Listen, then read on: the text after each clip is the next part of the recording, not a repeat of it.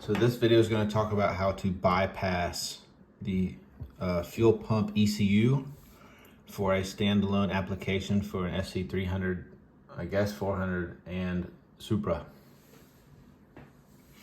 So over here on the right, we have the OEM circuit.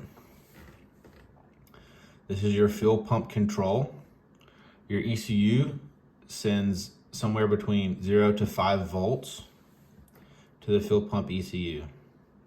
The ECU sees how much voltage is coming in and it decides how much voltage it's going to give to the fuel pump. This is where that two-stage deal comes in. Saves on duty cycle. That's cool. We don't care about that anymore because we're standalone. So how we can get our own relay over there, we don't need an ECU anymore, we just need a relay. We can use existing wires that are there. You don't have to run new wires. So we're going to take our fuel pump control. We're going to let that wire,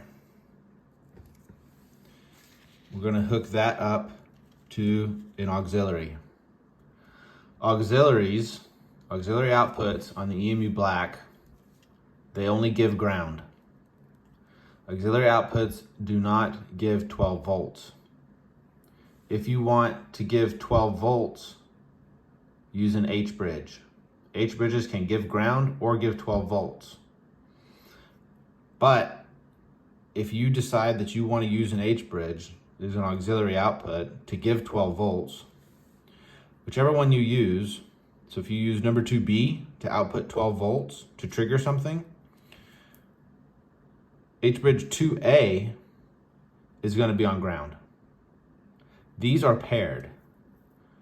Whatever this does the opposite. So if you use this as an output to control fuel pump, you can't use this as an output to control fan. It's not going to work. We need fuel pump and fans to work independently. So we've got more auxiliaries. So let's talk about using these. If you want to use that, that's fine. Here is a way to get it triggered using auxiliary. So auxiliary gives ground. So when the ECU decides it's going to close this, it's going to give this wire ground. Here's our relay. 86. This is 86. This is ground. This is going to close. That means over here, 85, we need to give power. And it needs to be hot when the car is on. So what we do is we come over here, the black and red wire. We're going to jump into that. And we're going to tee off and go to 85 on the relay. And we're going to take this T and it's going to go to 85. 86 is going to go to the ECU. The ECU will trigger ground. When it closes the circuit and gives ground to the relay, the solenoid is going to magnetize and it's going to pull the switch closed. Our black and red wire is going to be 30 hot incoming. 87 is going to go to the fuel pump. Okay, this wire that used to go to the ECU, you're going to cut that. That's ground and you're not going to need it.